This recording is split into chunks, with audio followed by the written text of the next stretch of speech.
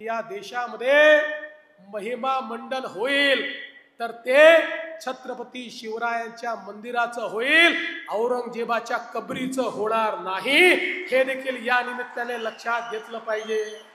आज हे ठीक आहे, खरं म्हणजे त्या औरंग्याची कबर कशाला हवी, परंतु आपल्याला देखील कल्पना आहे की एएसआयने त्याला 50 वर्षापूर्वी संरक्षित म्हणून अशा प्रकारचं त्या ठिकाणी स्थळ म्हणून घोषित केलेलं आहे आणि म्हणून त्याचं संरक्षण देखील करायची जबाबदारी ही राज्य सरकारवर आणि केंद्र सरकारवर येऊन पडलेली आहे।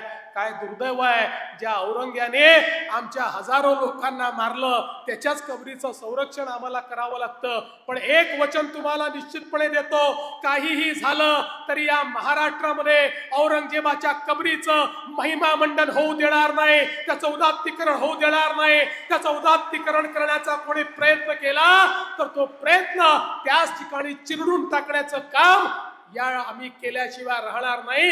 हे वचन छत्रपती शिवरायांच्या या मंदिराच्या समोर आपल्या सर्वांना मी देतो। पढ़ते रहिए fight against criminal daily newspaper.